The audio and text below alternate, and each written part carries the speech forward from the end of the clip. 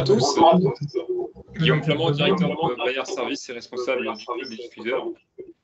J'ai le grand plaisir de vous recevoir ce soir au travers de cette caméra pour ce premier webinaire du club des diffuseurs consacré au recrutement de nouveaux diffuseurs pour vos journaux de presse locale chrétienne.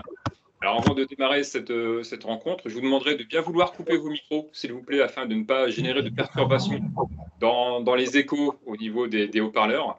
Vous avez pu voir depuis tout à l'heure qu'on coupait volontairement les micros afin de ne pas générer de parasites. C'est notre premier webinaire. Voilà, c'est une grande aventure qui a démarré il y a 3 mois avec le club des diffuseurs. Vous avez reçu la première newsletter. Je suis vraiment très heureux de pouvoir organiser cet événement ce soir avec vous, afin de pouvoir discuter de cette thématique au cours d'une petite heure. J'ai le plaisir de recevoir 3 intervenants, chacun avec des responsabilités différentes dans notre paysage local chrétien. Alors, vous découvrirez Véronique Droulet, qui est animatrice pour l'association de presse paroissiale Présence dans le nord de la France. Nous aurons également la chance d'avoir Laurence Comble, responsable de l'équipe de diffusion du journal Vivre Ensemble pour le doyenné Escaut-Sensé dans le diocèse de Cambrai, et Bernard Declercq, responsable de l'équipe de diffusion pour le journal Ronc, 2 églises, une cité, voilà, journal tiré à 6000 exemplaires dans le diocèse de Lille. Alors je vais laisser la place à mes intervenants pour lancer le débat et le webinaire sur comment recruter de nouveaux diffuseurs pour la presse locale chrétienne. Et nous pourrons avoir un certain nombre d'échanges au cours de ce webinaire. N'hésitez pas à utiliser le mode conversation sur vos ordinateurs ou téléphones afin de poser vos questions et que moi je puisse les répercuter auprès de nos intervenants. Donc je vais laisser ma place aux intervenants de ce soir et je vous demanderai donc de bien vouloir accueillir donc Véronique Droulet, Laurence Comble ainsi que Bernard Declercq. Bonsoir. Merci à vous, merci d'être venu et ravi de cette intervention et de votre venue spécialement à Vambrouchy, donc au sein de Bayer Service. Donc Véronique Droulet, peut-être te présenter en quelques mots pour l'association Présence. Oui, alors je suis animatrice pour tout le réseau de diffusion du Nord et du Grand Est.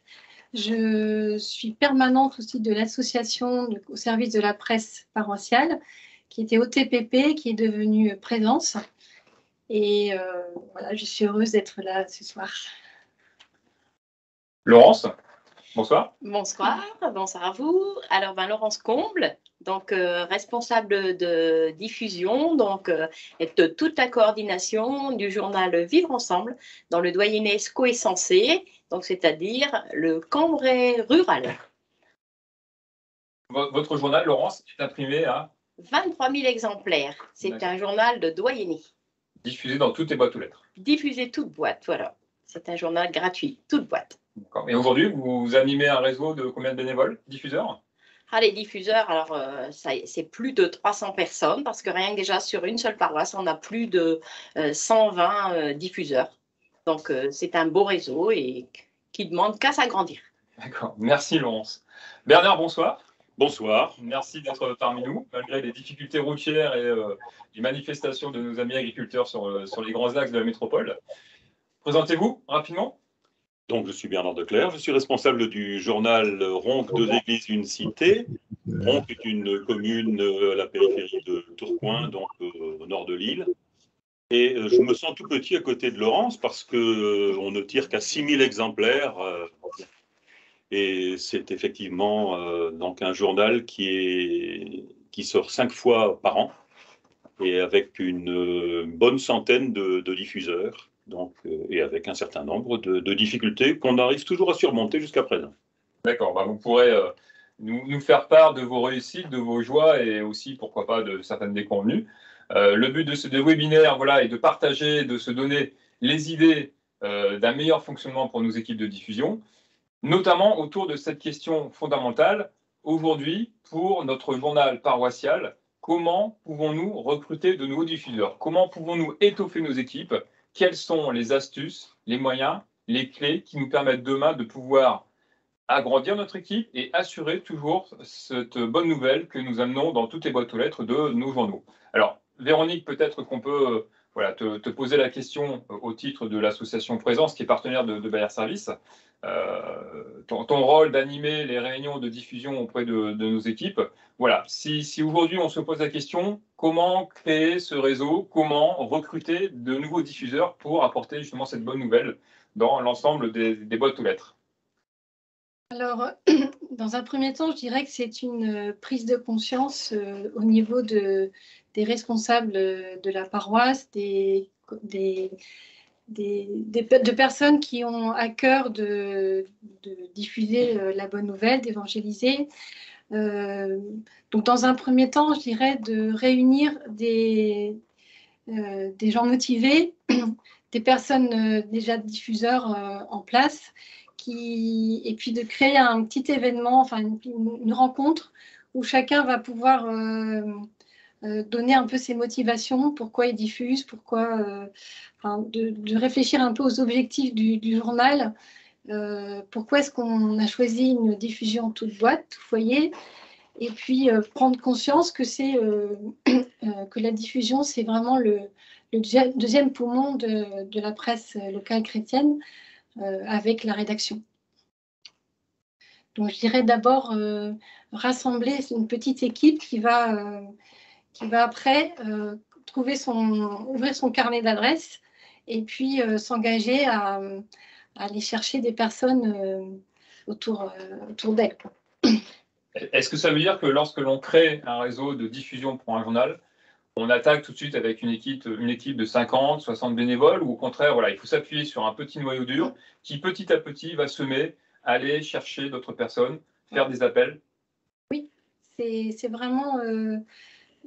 je crois que c'est important d'avoir une équipe convaincue, pilote, qui après va, de proche en proche, appeler des personnes, parce que ça se fait toujours de personne à personne. C'est bien plus efficace que de lancer une annonce dans le vide en demandant aux gens d'aller prendre des paquets au fond de l'église, je pense. Alors, Laurence, Bernard, vos expériences sur le recrutement de nouveaux diffuseurs, puisque vous avez, alors volontairement, nous avons deux orientations, deux panels différents, hein, un journal de doyenné à 23 000 exemplaires, un journal de paroisse à 6 000 exemplaires, avec des équipes différentes en termes de nombre. Comment assurez-vous aujourd'hui le renouvellement de vos équipes ou le recrutement de nouveaux bénévoles? Quelles sont vos astuces? Quelles ont été les expériences positives justement pour augmenter et continuer de porter cette bonne nouvelle dans l'ensemble des boîtes aux lettres de vos secteurs? Ah ben alors, si je dis moi, alors en plus chez nous, donc dans le rural, hein, donc il faut savoir que c'est peut-être un peu plus compliqué parfois et pas forcément dans d'autres fois, puisque on sait qu'en ville c'est compliqué avec les bâtiments. Nous, on a la chance d'avoir des petites rues, mais ce qu'il faut surtout, c'est rassurer les gens, ne pas les décourager tout de suite en disant il faut en distribuer beaucoup, non, au contraire, il faut les rassurer, leur dire même si c'est pour un temps duré, vous n'êtes pas obligé de faire ça pendant des années, vous faites ça 5 fois par an, donc pour une distribution, ben, c'est très bien. Et puis, vous y allez quelquefois par deux avec une personne que vous connaissez. Enfin, il faut surtout les rassurer, les encourager et leur dire que c'est pas, je vais dire, comme une autre mission d'église où on met ça et on nous demande ça. Non, c'est vraiment justement diffuser la bonne nouvelle et on n'est pas obligé d'être un chrétien catho la messe tous les dimanches pour diffuser la bonne nouvelle. La bonne parole, elle se diffuse depuis 2000 ans et le journal, il doit aussi être diffusé comme ça, mais pas forcément, on n'est pas engagé pour 10 ans. Quelles sont les principales motivations de vos diffuseurs? Est-ce que, comme vous le dites, ce sont les gens ancrés au sein de la paroisse?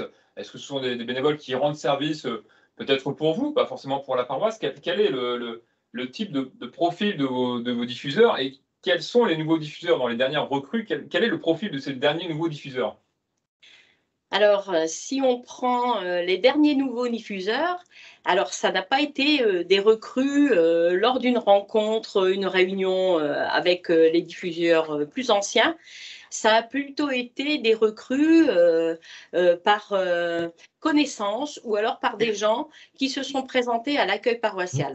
C'est un très très bon endroit pour recruter des gens qui nous disaient par exemple, je viens faire baptiser mon enfant, mais j'ai pas de renseignements. Donc on leur disait, bah, vous n'avez pas le journal paroissial? Non. Ah bon, dans votre rue, vous ne l'avez pas? Non, non. Eh bien alors, accepteriez-vous d'en distribuer une dizaine dans votre rue? Et puis voilà, et de fil en aiguille, on a réussi à avoir de nouveaux diffuseurs. Donc, faut pas hésiter d'en parler. Je pense que les mairies font aussi un bon travail pour ça, en disant, il y a un petit journal, vous pouvez le consulter, aller voir, et puis vous verrez. Et on arrive comme ça à avoir des diffuseurs. Je trouve qu'il ne faut pas hésiter d'en parler. Bernard, sur votre paroisse? Alors, c'est vrai que on peut toujours souligner le côté essentiel du diffuseur. Véronique en a parlé, Laurence vient d'en parler également. En ce qui nous concerne, moi j'ai parfois des gens qui viennent me poser la question de savoir est-ce que c'est bien utile ce que vous faites. Je veux dire par là, on a l'habitude à chaque parution d'annoncer aux messes dominicales la sortie du journal. Et donc, on me dit, est-ce que c'est nécessaire? Les gens le voient bien qu'il y a un journal, les gens, est-ce que c'est... Et je réponds, oui, il y a au moins une raison pour laquelle c'est nécessaire, c'est que c'est l'occasion de saluer le travail des diffuseurs. C'est-à-dire qu'on annonce la sortie du dernier numéro et on termine toujours, alors on donne un petit peu des éléments sur le contenu, et on termine toujours en disant « et merci » aux diffuseurs dont le travail est essentiel, merci à ces bénévoles, etc. Ce qui fait que quand ensuite on cherche à compléter l'équipe, à combler un vide quelque part, il y a cette espèce de refrain qui revient. Oui, c'est un rôle, c'est une mission essentielle. Il y a le rédacteur, c'est important, mais le diffuseur, sans lui, on n'arrive pas au destinataire final, c'est-à-dire au lecteur. Et donc, je pense que ça, c'est essentiel. Alors, ce qui se passe, c'est que chez nous, c'est de la ville. Et donc, avec les problèmes de la ville, Laurent citait l'histoire des immeubles avec la difficulté d'accéder dans certains cas, avec cette histoire de code qui se généralise. Et il faut trouver des gens qui habitent dans un bloc d'appartements dans lequel on cherche à s'implanter. Et là, bon, on a eu quelques déconvenues quand même, parce que je me souviens avoir lancé plusieurs fois d'ailleurs des appels à la fin d'une messe en disant, voilà, il y a des secteurs dans lesquels on n'arrive pas à trouver un diffuseur. Si vous connaissez quelqu'un, si vous êtes disposé à, allez-y. Et bon, on a eu deux adresses, bon, c'était pas, et ça n'a pas toujours été suivi d'effet, donc c'est dommage. Et là, on vient de faire quelque chose qui était beaucoup plus, qui a donné beaucoup plus de résultats, c'est que dans les 2 derniers journaux, on a fait paraître un petit encadré dans lequel on indique si nous recherchons bénévoles pour diffuser le journal. Et je pense en effet, et Laurence y a fait allusion, à partir du moment où on dit aux personnes qu'on vise que ça n'est pas un travail surhumain, et donc on dit simplement, si vous avez la possibilité de consacrer une demi-heure, 5 fois par an, vous allez remplir une mission. Et quand on constate les choses, finalement, je vois encore une des dernières recrues qui a fait sa tournée. Elle avait quand même 65 journaux à distribuer. Elle me dit, ça a été fait en un quart d'heure, tu peux m'en donner plus, hein? Oui, d'accord, donc c'est pas la demi-heure, c'est bien, mais parfois 10 minutes, un quart d'heure suffisent, effectivement. Et j'étais, moi, j'avoue, complètement surpris, et surpris en bien, des remontées de ces 2 petits encarts. J'ai eu, dans la foulée de chacun de ces 2 derniers journaux, j'ai eu 5, 10 appels, et on avait fait l'inventaire des rues qui nous restaient à combler, et on a fait un point encore là tout à l'heure. Tout est pris en charge maintenant, donc voilà. Merveilleux. C'est merveilleux. Oui, oui, oui. Nous sommes des gens heureux. Véronique, quels seraient les conseils que vous donneriez aux responsables des équipes de diffusion pour justement appeler de nouvelles personnes? On a vu avec Bernard qu'il y a eu la tentative et l'aventure de faire l'appel, et oral lors des discussions en direct. Il y a eu la tentative et la réussite de passer des encarts pour recruter. J'imagine que le contact en direct est très important avec les personnes que vous souhaitez solliciter pour rejoindre le réseau de diffuseurs. Alors, si je peux rebondir sur ce que vient de dire Bernard, c'est que pour appeler des nouveaux diffuseurs, la demande, elle doit être simple, précise, et la personne doit se dire, je vais pouvoir, c'est quelque chose que je peux caser dans mon emploi du temps, c'est quelque chose que je peux, c'est un service que je peux rendre facilement. Je ne vais pas me retrouver avec 150 journaux à diffuser, et je crois que ce principe-là d'avoir une demande claire et précise, c'est la clé.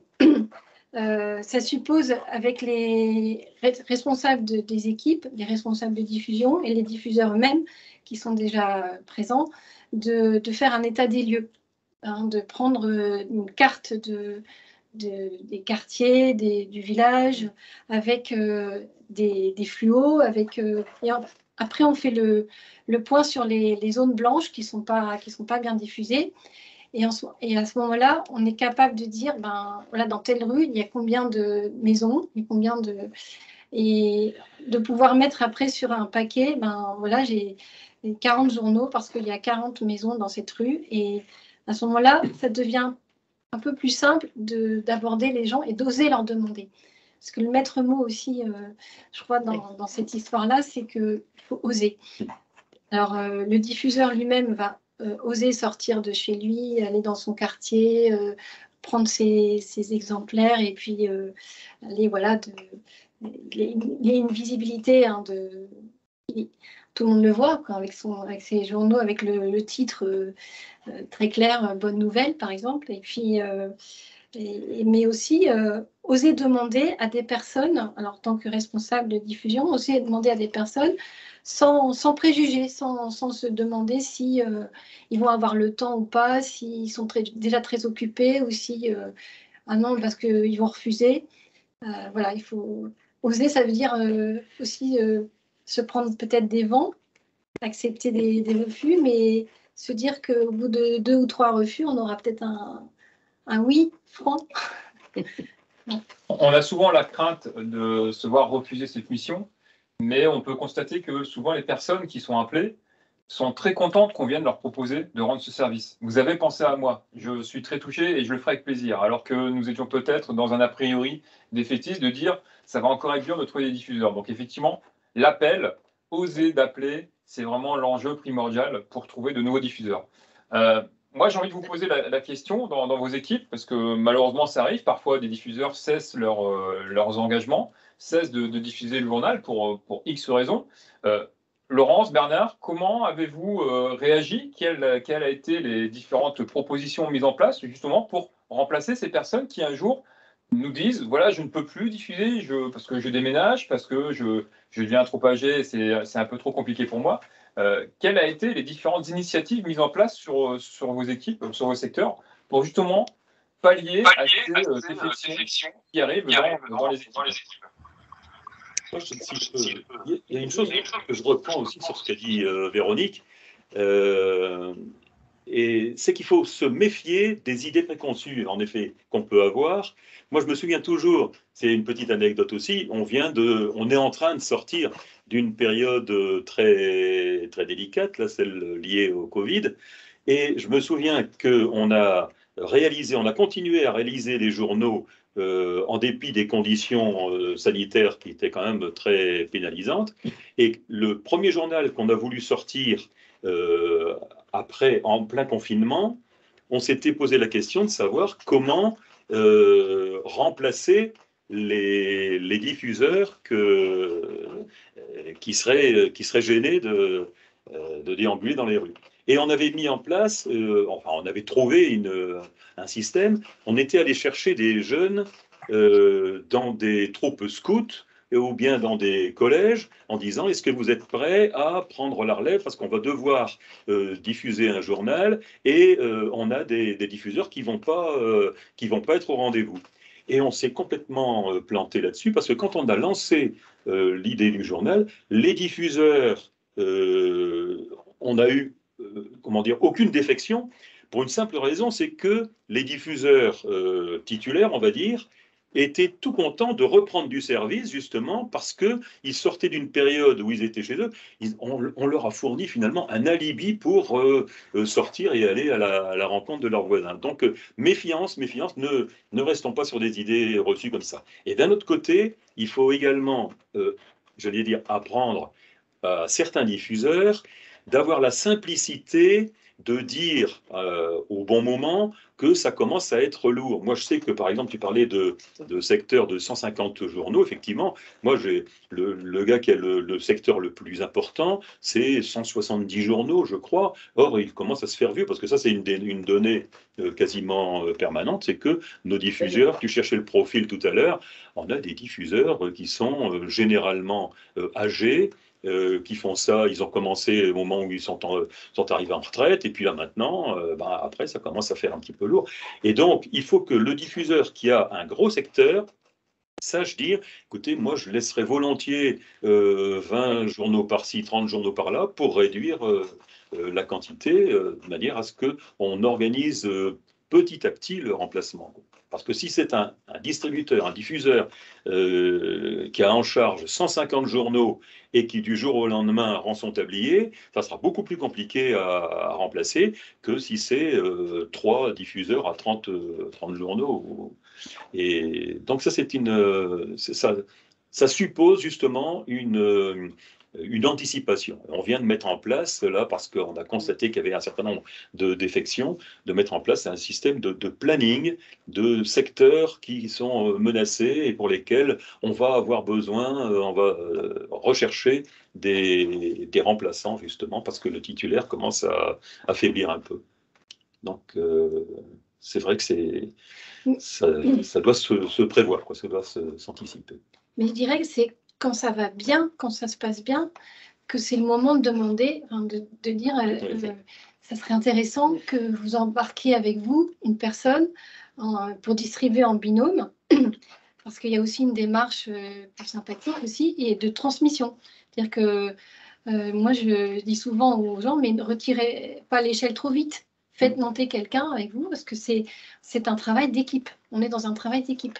Ouais, on est dans une démarche d'église, oui, on collectif, quoi. On est là. Et comme tu disais tout à l'heure, alors là, effectivement, il ne faut pas attendre que les gens soient malades, décédés ou qu'ils ne puissent plus. Il faut vraiment essayer de faire en binôme, d'essayer d'appeler quelqu'un, viens avec moi, tu verras, c'est sympa, on connaît, voilà. Ou alors, il y a des gens, c'est à qui ils le donnent, ils disent, la prochaine fois, vous ne viendriez pas avec moi. Oui, pourquoi pas. Mais alors, il y a ça. Et aussi, on parle souvent à la place des gens en disant...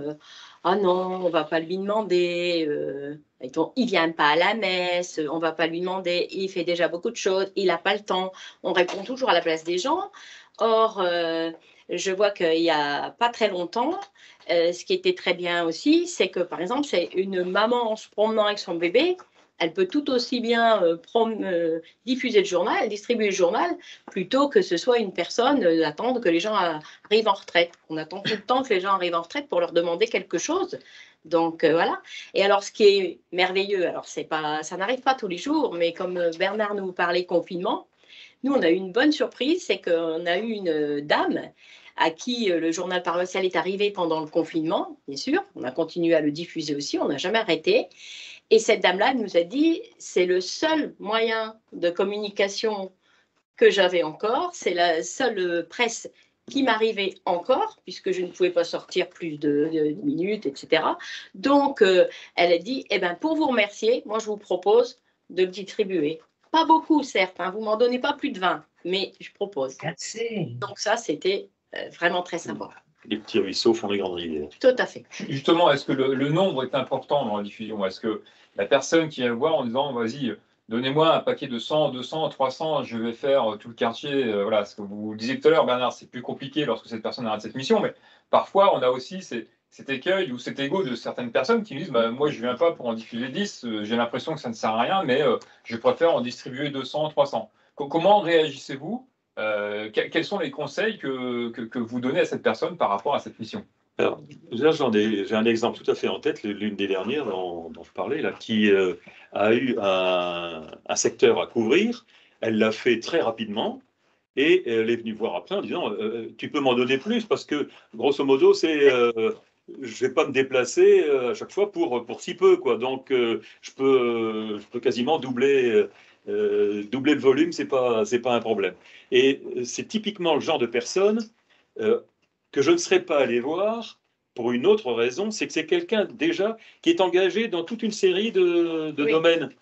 Donc, c'est les restos du cœur par-ci, c'est l'alphabétisation par-là, etc. Je sais qu'elle est complètement, et de la catéchèse, et donc elle est déjà complètement overbookée, comme on dit. Je ne serais pas allé la chercher. Et c'est elle qui me téléphone, quand elle a vu le papier, elle dit donc, moi je peux faire, hein, tu me donnes un secteur, et j'y vais. Donc, méfiance aussi. Quand on dit il faut effectivement cibler des gens et aller les voir et essayer de trouver le moyen, parfois, alors oui, il faut oser, y compris aller voir quelqu'un dont on sait qu'il est déjà chargé. Parce qu'il y en a, c'est comme ça, ils ont besoin d'être chargés à fond, quoi. Sinon, ils ont l'impression de s'ennuyer. Moi, je dirais que par expérience, j'ai connu quelqu'un qui avait 250 journaux et par expérience maintenant, je dirais non, par respect pour aussi la personne, parce que quand cette personne a arrêté, il nous fallait 10 diffuseurs. Donc maintenant, je leur dirais, c'est pas parce que je vous sens pas capable, c'est pas parce que vous n'avez pas le temps, c'est pas un refus pour vous dire non, c'est un refus pour vous dire que le jour où vous avez arrêté, c'est nous qui allons être embêtés parce qu'il va nous falloir 10 personnes. Donc voilà, je pense qu'il faut aussi savoir leur dire parfois ben non, pas pour vous, pas parce qu'on ne vous sent pas capable, pas parce qu'on ne vous fait pas confiance, mais justement parce que ben après ça risque d'être compliqué si vous souhaitez arrêter. Et vous pouvez arrêter à tout moment étant donné qu'il ne faut pas oublier qu'on travaille qu'avec des bénévoles. Tout à fait. Alors, moi, je dis oui à cette personne qui vient. Alors, ça peut être assez rare quand même de se présenter à la paroisse en disant je veux bien diffuser 150 ou 200 journaux. Oui, mais on voit ensemble comment on peut trouver au moins trois diffuseurs avec vous et dans votre quartier. Et on regarde le carnet d'adresses, comme je disais tout à l'heure. Il y a une démarche, c'est une démarche d'équipe. Après, proposer à cette personne de rejoindre une équipe. Elle ne rejoint pas un vaste réseau. D'accord, elle va faire partie d'un vaste réseau, c'est certain, mais elle peut rejoindre aussi une petite équipe. Une équipe qui est sur son quartier, avec qui elle va faire... les gens vont faire connaissance, en fait. Il y a cette notion aussi de faire se rencontrer les gens. Surtout les diffuseurs, parce que moi-même, je diffuse le journal. Si on ne provoque pas une réunion sur ma paroisse avec d'autres diffuseurs, ben, je ne les connaîtrai jamais. Je connais mes responsables de diffusion. Et voilà, je crois que c'est une des clés aussi pour qu'on se rende compte aussi que les diffuseurs, bon, ce n'est pas forcément des gens qui viennent souvent à l'église, mais qui ont quand même qui ont le droit d'être complètement intégrés à l'église. Ils sont contents quand on les réunit, effectivement. Et quand on a fait l'expérience d'organiser des fêtes des diffuseurs, on se disait, bon, la première fois où on l'a fait, on s'est dit quel écho ça va avoir. On avait l'impression que c'était plutôt des gens qui étaient chacun dans son coin, qui diffusaient dans son coin. Ils sont arrivés, on a eu un succès, enfin, c'est-à-dire qu'il y a eu beaucoup de monde, et ils étaient ravis d'être là. Donc, on a renouvelé l'expérience, et maintenant, on a pris l'abonnement. C'est d'ailleurs une initiative qu'on retrouve dans de nombreuses paroisses ou secteurs, cette fameuse rencontre annuelle des diffuseurs pour les remercier de leur investissement autour d'un café, d'une galette, etc. La convivialité, c'est important. Effectivement, justement, ce temps, est-ce que c'est, Véronique, c'est un temps important pour l'équipe de diffusion? Est-ce que ça peut être aussi un moyen de recruter de nouveaux diffuseurs lorsqu'on leur demande, pourquoi pas, de venir participer à cet événement, accompagné d'une personne de leur quartier, pour créer un petit peu ce binôme et se dire, tiens, on peut peut-être avoir de nouveaux diffuseurs on demande à chaque diffuseur actif de venir, pourquoi pas, avec un binôme, une autre personne pour, pourquoi pas, un jour, en cas de nécessité, le remplacer au pied levé et pourquoi pas les intégrer complètement au réseau de diffuseurs. Je sais que l'association Présence milite beaucoup pour ce temps convivial et avec cette technique, cette manière. Est-ce que vous pouvez nous en toucher, nous dire quelques mots par rapport à ce temps organisé par les équipes? Alors, dans un premier temps, c'est vraiment inviter personnellement chaque diffuseur à une rencontre, à un événement, quelque chose enfin, un temps qui va être consacré pour d'abord s'écouter les uns les autres, partager nos pratiques ça peut être autour d'un jeu qu'on avait organisé sur les joies et les difficultés de la diffusion. Et en abordant chaque question, par exemple, le problème des digicodes dont on parlait tout à l'heure, ou alors voilà, des problèmes qu'on pouvait rencontrer quand on fait une tournée. Les gens sont heureux d'échanger sur ce qu'ils vivent. Alors, pas seulement les difficultés, on est là aussi pour se réjouir de cette démarche. Et peut-être proposer ces événements, c'est vivre aussi un moment d'accompagnement, on va plus loin que le simple service de mettre des journaux dans les boîtes aux lettres. C'est aussi pour les diffuseurs une prise de conscience de l'importance qu'ils ont dans la vie de l'Église finalement. Et on se rend compte que les motivations dont on parlait tout à l'heure, elles peuvent être très différentes. Mais il y a aussi des gens qui diffusent parce qu'ils ont envie de rencontrer des gens dans leur quartier, qu'ils essayent une fois de temps en temps d'aborder les gens, de leurs voisins. Et puis il y en a d'autres, c'est aussi confier leur tournée parce qu'ils sont croyants. Ils vont commencer par confier leur tournée à Dieu et puis de prendre leurs journaux dans cette démarche de je veux donner une parole d'espérance à mes voisins.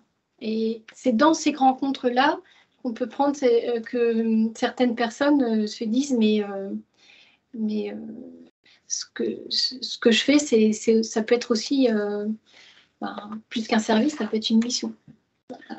Laurence, je sais que sur votre secteur, vous faites très attention, vous-même déjà, à la convivialité que vous mettez en place lors de différentes rencontres, qu'elles soient même au-delà du journal paroissial. Justement, par rapport à votre équipe de diffuseurs, quel est le temps fort que vous organisez sur votre secteur? Alors, comme souvent, c'est au moment de la nouvelle année. Partage de galettes, c'est tout à fait, c'est tout à fait bienvenu. Ah oui, tout à fait, ça c'est bien. Et où ils sont très contents parce que justement, on pense à eux parce que c'est vrai que le disait Véronique, c'est des gens qu'on remercie peu, qui sont souvent dans l'ombre. On pense au rédacteur, il a bien écrit, il a fait un bel article. On ne pense pas tout le tour au diffuseur. Et d'ailleurs, il n'y a pas très longtemps, enfin c'était quand même avant Covid, il y a quelqu'un qui nous avait dit, alors c'était pas à moi, c'était au père Drapier, qui avait dit moi je suis content qu'on nous appelle diffuseur parce qu'on distribue une pub, mais nous on diffuse le journal comme la bonne nouvelle. Donc c'est quand même une anecdote, et dans ces rencontres-là, ce qui est bien, c'est vraiment les échanges entre eux, parce que la chose toute bête, par exemple, nous, sur la paroisse Sainte-Claire, qui est du côté d'Arleux, il nous disait comment tu fais, toi, quand il y a une personne qui dit non, non, non, votre journal, j'en veux pas, là, votre machin, vous le gardez, je n'en veux pas. Donc, ils se sont donné des astuces en disant ici, tu lui donnes quand même et tu lui dis avec ça, tu éplucheras ta carotte. Et puis, ça servira au moins à quelque chose.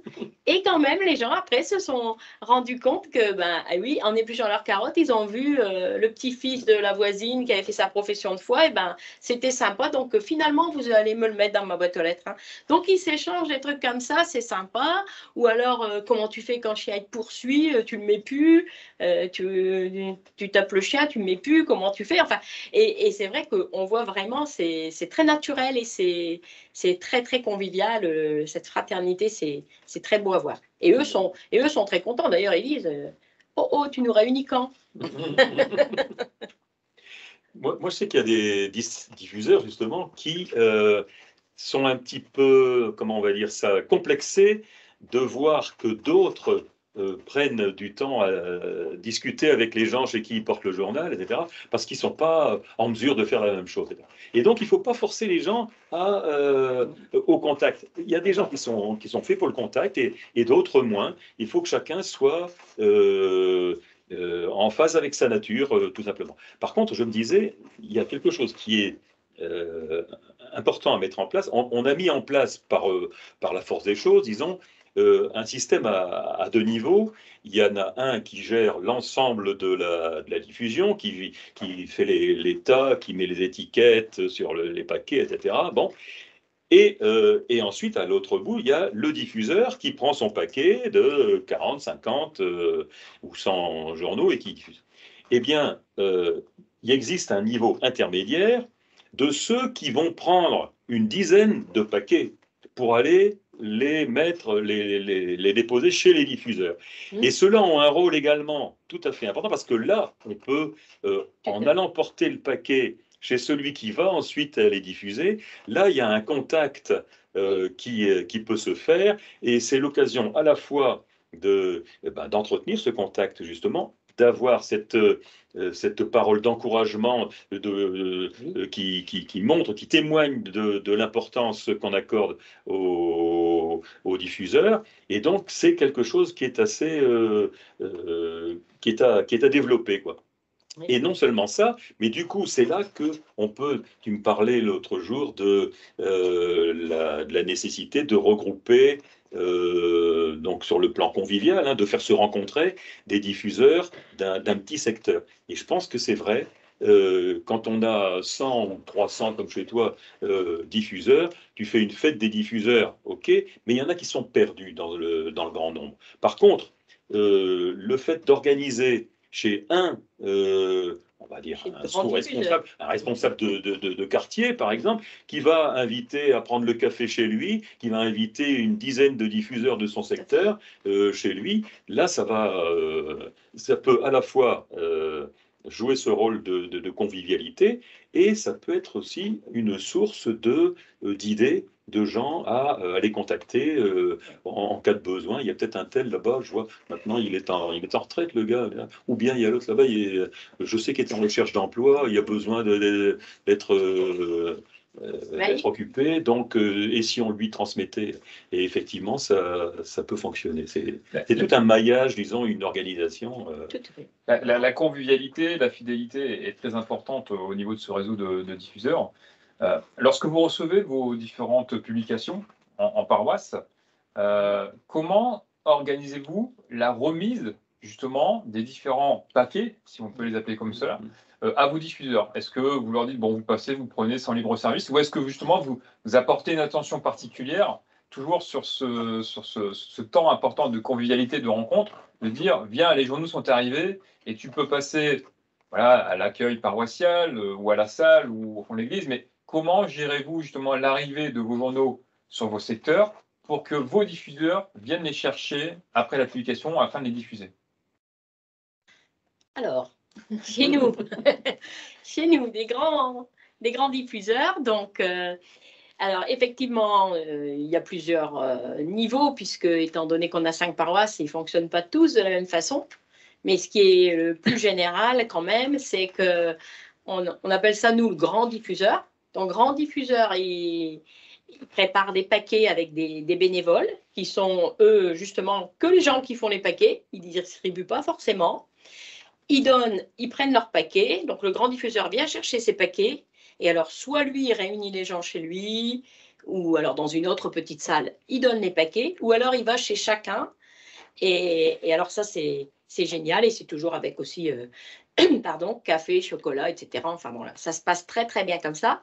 Et justement, je veux dire, quand il y a quelque chose qui est un peu moins sympa, donc ben, vous allez vite reconnaître, par exemple, Guillaume de chez Bayard, qui s'est présenté tout à l'heure, nous avait dit attention, vous allez avoir un petit souci de papier avec la conjoncture actuelle, etc. Donc nous, on a su ça, on l'a dit aux grands diffuseurs, parce que pour après avoir des coups de fil, ah oui, c'est un peu plus moche, la photo elle est plus rouge, enfin on sait, quand il faut se plaindre, ils sont tous là. Donc du coup, le grand diffuseur a prévenu les diffuseurs en disant tu diras, hein, quand tu vas distribuer, tu diras que le papier, voilà, hein, qu'ils ne soient pas surpris, etc. Et ça passe beaucoup mieux. Parce qu'ils connaissent leurs petites personnes, et donc ils disent. Ceux qui vont râler, oui. Et ils connaissent ceux qui vont râler, donc ils disent tu diras, voilà. Et du coup, on n'a eu aucun retour, donc c'est très bien. C'est comme ça. Non, mais ça se passe toujours dans. Et ce sont eux qui disent, par exemple, qui repèrent les gens qui vont plus pouvoir donner, les gens malades, les gens qui disent là, attention, ils en ont un peu trop. Donc, bon, voilà. Eux, ils sont vraiment sur le terrain, quoi, avec les gens du terrain. Donc, ça, c'est vraiment très important. Il ne faut pas oublier ce maillon-là. Moi, j'ai repéré que la récupération de son paquet est un souci pour les petits nouveaux, enfin les nouveaux diffuseurs. C'est une question qui pose systématiquement. Comment je fais pour le récupérer? Il y a ceux qui ont bien repéré que systématiquement, le week-end où le journal sort, au fond de l'église, il y a une grande table sur les tréteaux avec un certain nombre de paquets. Et c'est là que, ou bien il y en a un qui prend son paquet, ou il y en a un qui prend 10 paquets qui va les distribuer, etc. C'est une manière de faire. Mais il y a ceux qui ne vont pas à la messe tous les dimanches, ne sont pas forcément à la messe ce dimanche, le dimanche où ça sort, etc., etc. Il y a tout de suite. Et le fait de pouvoir dire, écoute, le paquet, c'est pas dur, c'est moi qui viendrai te le donner. Ou bien il y a quelqu'un qui viendra te le déposer chez toi, ou si tu peux, à tel moment, on a une opération, nous, église ouverte, le mercredi matin. C'est pour ça que depuis quelque temps, j'essaie de faire en sorte que les journaux, on puisse en disposer dès le mardi. À ce moment-là, le mercredi, c'est mis sur place, et ceux qui savent, ceux qui ont un petit peu de... C'est le jour de marché en plus, donc le jour où il y a le marché, ils viennent au marché, ils vont dans l'église, passer quelques minutes, et ils viennent chercher leur papier. Mais c'est vrai que c'est quelque chose qui est important. Comment je vais récupérer mon paquet? Et donc, pour répondre à ta question, Guillaume, de tout à l'heure, il y a plusieurs manières, effectivement. Il y a celui qui va aller distribuer 10 paquets à 10 diffuseurs et qui aura alors, dans certains cas, je sais bien, parce que c'est une des missions que je remplis, je peux passer... Ma femme sait quand je pars, elle ne sait pas quand je reviens. Parce que, ou alors quand je reviens très vite, elle sait que il y avait personne. Ah bah oui, c'est très simple. Et donc il y a ce genre-là, il y a l'histoire de la table avec les tréteaux, et il y a ceux qui, en fin de messe, se disent tiens, comment ça se fait? Il reste le paquet d'un tel, il reste le paquet d'un tel. Pourtant je l'ai vu, elle est venue, elle était là, elle n'a pas vu que son paquet était là. Je vais l'emmener, je vais lui déposer. Enfin, donc il y a toute une organisation de ce genre-là, et c'est une belle chaîne. Tout se passe bien finalement. Alors, on peut aussi s'interroger légitimement sur l'âge de nos diffuseurs. On sait que souvent, voilà, nous sommes sur une pyramide d'âge qui est assez élevée, puisque forcément, quand on est à la retraite, on a un peu plus de temps pour aller diffuser le journal que des jeunes actifs. Mais justement, dans le fait d'intégrer de nouveaux diffuseurs dans vos équipes, est-ce que vous avez mené, on va dire, des actions spécifiques ciblées sur des personnes peut-être plus jeunes? Est-ce que, comme vous le disiez tout à l'heure, je ne sais plus si c'est Bernard ou Laurence, vous sollicitiez les personnes qui viennent à l'accueil paroissial pour les baptêmes et les mariages? Est-ce que vous en profitez, pourquoi pas, de mener une opération recrutement auprès d'acteurs plus jeunes afin de renouveler, en tout cas, d'avoir ce mélange de générations dans les équipes de diffusion? On essaie.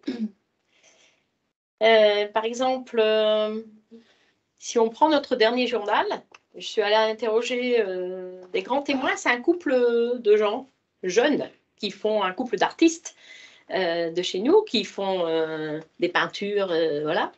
Et donc, ils diffusaient pas du tout, mais bon, ils ont été contents que je je leur fasse l'interview. Donc, je leur ai demandé, je leur ai dit, eh ben, vous distribuez le journal au fait, vous? Oh non, bah non, bah non. Eh ben, vous voulez pas le faire? Bah, pourquoi pas? Eh ben, attendez, on va demander à monsieur Intel, il y en a 50 et on va vous en donner 25. Et bon, voilà. Donc, ça s'est bien passé. Donc, je pense que, voilà, on essaie aussi de trouver, parce que c'est pas forcément évident de trouver des gens comme ça, mais bon, quand on les a sous la main et qu'on les sent à l'aise, on se dit, bah, allez, là, je peux y aller, je peux demander, quoi. On sent aussi, je crois, à qui on peut le demander. Il y a quelque chose qui manque beaucoup, ce sont encore les plus jeunes, je pense. Parce qu'on se dit que quelqu'un qui a un vélo, qui vient de faire sa profession de foi, il y a un vélo, il pourrait aussi aller diffuser, mais là, je pense que c'est toujours pareil. C'est les gens qui sont réticents en disant, il ne va pas savoir faire, hein, non, il ne sait pas mettre dans une boîte aux lettres, mais bon. Voilà. Mais on n'y pense pas assez.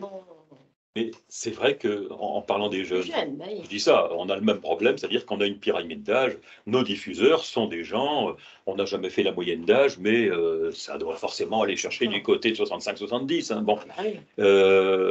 Et on va dire des moins de 40 ans diffuseurs, c'est vrai que j'en connais pas. Or, il y a quand même toute une population qu'on pourrait mobiliser. La preuve, c'est que j'ai des scouts qui étaient prêts à le faire, donc il n'y a pas de raison. Et il y a des étudiants. Il y a des étudiants qui ne sont pas pris 24 heures sur 24, ou bien qui sont libres une demi-journée par semaine, par exemple. Enfin, il y a ceux qui bossent, bien sûr, mais on peut dire que à partir du moment où c'est limité dans le temps, puisqu'on sait que c'est un quart d'heure, une demi-heure, 5 fois par an, et on ne leur demande pas de le faire le jeudi ou le vendredi. On leur demande de le faire sur la semaine où le journal a été paru. Donc, et c'est vrai que, pour tout dire, on ne le fait pas assez. On devrait avoir le culot de le faire davantage. Mais aussi que si dans notre association, si on veut proposer des rencontres en paroisse, il faut largement inviter aussi des plus jeunes avec une thématique, avec à la clé quelque chose qui va pouvoir aussi intéresser les gens sur le plan aussi de la formation, qui puissent se dire, oui, déjà être au courant. C'est-à-dire que moi, je me souviens d'une rencontre où les gens sont intervenus en me disant, mais nous, on est allé demander au responsable de la confirmation s'il pouvait parler du journal. Et puis du coup, les jeunes qui se préparaient à la confirmation, on leur dit, c'est une manière aussi d'être disciple que de prendre les journaux 4 fois dans l'année et de les servir, enfin, d'une manière de rendre service. Et pendant 2 ans, ils l'ont fait avec l'autorisation de leurs parents. Et après, c'est des parents qui ont pris la suite. Mais il peut y avoir aussi une émulation entre jeunes. C'est-à-dire que dans la mesure où ça reste aussi un moment où ils vont se retrouver un peu en équipe, on les réunit, on leur donne leurs journaux, et ils partent 2 par 2, il vaut mieux quand ce sont des jeunes. Et puis après, il y a mais c'est accepter aussi que il va falloir se remettre à appeler chaque année ou tous les 2 ans, parce que les jeunes, ça va être souvent sur des missions assez courtes, quoi, sur une année ou sur. Et c'est là qu'il faut se dire, allez, on va chercher auprès des associations et des mouvements qu'on a dans nos paroisses. C'est aussi aux plus vieux, je pense, de se déposséder de leur service et de dire ça ne m'appartient pas. Ça ne m'appartient pas, c'est pas mon exclusivité, il faut que d'autres puissent le faire. Hein. Et ça, c'est difficile et il n'y a pas que pour le journal. Hein. Mais c'est important que les personnes qui le font déjà depuis longtemps se disent que c'est quelque chose qui peut intéresser d'autres, que c'est pas qu'ils ont quelque chose à donner eux, qu'ils y ont trouvé aussi de la joie à le faire, et donc de pouvoir communiquer ça, en fait, leur dynamisme. Il y a des diffuseurs, c'est extraordinaire. Hein. Ils ont, moi, je me souviens toujours de cette dame qui me disait, mais qui était malheureuse parce qu'elle pouvait pas, parce qu'elle avait vu qu'un quartier était pas bien diffusé. Il y a une rue et puis elle disait mais ces gens-là, ils ont le droit d'avoir le journal. C'était une conviction. Sont privés. Oui, c'était voilà. Je crois que c'est cette passion qu'on peut aussi, que des plus âgés peuvent communiquer aux plus jeunes. Alors, il est 18h52 et donc nous approchons bientôt de l'heure fatidique où nous mettrons fin à notre webinaire. Donc, pour laisser quand même un peu la place aux échanges, c'est vrai que comme le dit Alain, tout ce qui est dit là, on le fait depuis longtemps, mais cela n'empêche pas l'érosion des diffuseurs, principalement en fonction de l'âge, surtout en milieu rural où nous sommes. Moi, j'ai envie de vous dire qu'il n'y a pas de recette miracle. Je pense que la mission de renouveler, de trouver des diffuseurs, elle se fait constamment. Vous avez tous de bonnes pratiques sur lesquelles il faut échanger. Vous menez tous des initiatives différentes, intéressantes. Mais ce qui fait aussi le succès de renouveler les équipes, c'est la redondance, de répéter, de faire souvent les mêmes choses. Donc oui, il n'y a pas de solution miracle, mais il faut constamment accompagner et créer une émulation pour justement ne pas laisser s'endormir le réseau de bénévoles diffuseurs. Il y a la complémentarité des moyens, effectivement. C'est par petites touches. C'est changer les bonnes pratiques aussi. C'est même pas là d'une paroisse, parce que ici on voit bien, c'est d'un diocèse à l'autre. Donc c'est changer les bonnes pratiques, c'est toujours bien. Et puis décloisonner entre des rédacteurs. Quand j'ai commencé comme rédactrice, moi, je ne savais pas que derrière, il y avait des dizaines de personnes qui prenaient en charge la diffusion sur la ville. Et ça a été... il faut en parler, qu'on sache que les rédacteurs puissent rencontrer les diffuseurs. C'est quelque chose d'essentiel pour moi, de décloisonner entre les mouvements, entre les... Moi, je trouve qu'on se plaint beaucoup. Il ne faut pas tout le temps voir ce qui ne va pas. On se plaint beaucoup, mais je dirais que moi, j'ai travaillé des années avec le père Henri Braque et on disait cherchez des associations où il y a autant de bénévoles. Ah oui. Ben, vous pouvez chercher un moment parce que, donc on ne doit pas quand même se plaindre. Je pense qu'on a quand même beaucoup de bénévoles, donc il faut quand même voir aussi ce qui va bien, on va dire quoi. Pas voir que ce qui ne va pas. Peut se réjouir quand même d'avoir des bénévoles dans nos paroisses. Alors, une bonne idée de Mme Godeville que je partage, dans la zone rurale où elle habite, elle demande à des personnes qui pratiquent la marche, car les distances sont longues. Est-ce que c'est une bonne idée? Oui, ça se fait aussi à Douai. Tu connais? Oui. Mais tout à fait. C'est Christelle? Oui. Mais tout à fait. Et moi, je peux dire que les scouts qu'on a contactés, ils avaient vu cet aspect-là. Ils s'étaient dit, bah oui, plutôt que de faire de la marche, pas inutile, mais enfin, de la marche sans but, je fais la même chose en glissant des jours dans les boîtes aux lettres, pourquoi pas? Donc, joindre l'utile à l'agréable, c'est tout à fait une des entrées dans le système. Et d'ailleurs, une question plutôt de Francis liée justement au fait de, pourquoi pas, solliciter des plus jeunes. Que se passe-t-il si un jeune ou même un moins jeune est accidenté lors de sa diffusion? Ah, ça. Alors, il y a toujours l'autorisation des parents. Oui, tout à fait. Tout à fait. L'autorisation des parents. Et si c'est un groupe... Si c'est un groupe constitué, il y a une assurance de l'association, en principe. Mais oui, tout à fait. Moi, je voudrais juste dire aussi, quand je suis arrivée dans ma paroisse avec mes jeunes enfants, j'ai reçu le journal dans ma boîte aux lettres. Je me suis dit, c'est vraiment sympa comme geste de bienvenue. Je savais que c'était une main amie qui me l'avait déposé là. Et puis, mais on n'est pas venu me demander de diffuser. Jamais. Donc, parce que il faut vraiment pouvoir en parler et en reparler. Tu es presque vexé qu'on ne te demande pas. Non, c'est dire que moi, je pouvais très bien accepter de le faire dans mon quartier, dans la mesure où c'était une demande simple, qui ne me coûtait pas trop en termes de temps. Ouais. Et c'était... Non, oser, c'est un verbe important. Le réseau est bien organisé. Voilà. Tout à fait. Alors, une question un peu en dehors de la thématique du recrutement des diffuseurs, mais posée par monsieur ou madame Delair.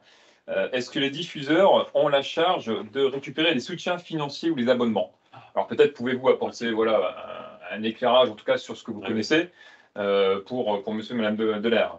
Chez nous, non, parce qu'on donne des adresses auxquelles les gens sont invités à aller déposer leur enveloppe.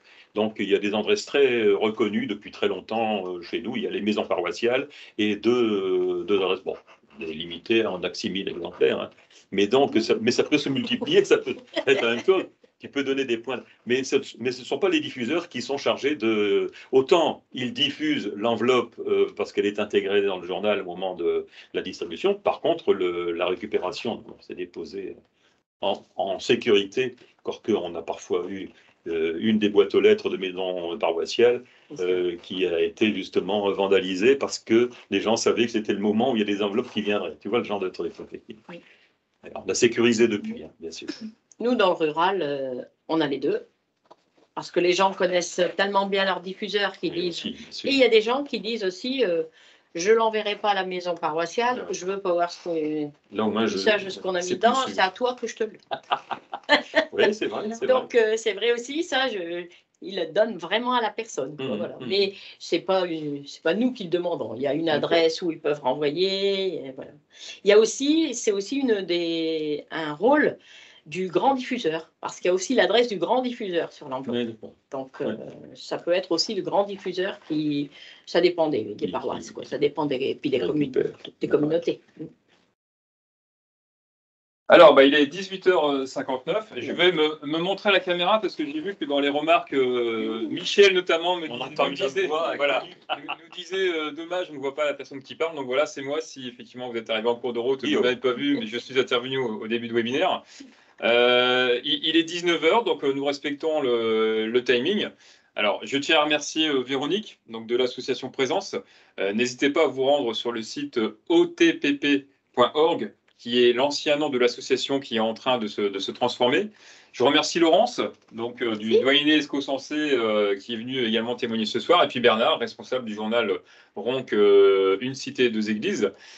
Moi, je voulais remercier également donc, Laetitia qui se trouve avec moi derrière la caméra pour l'aide technique.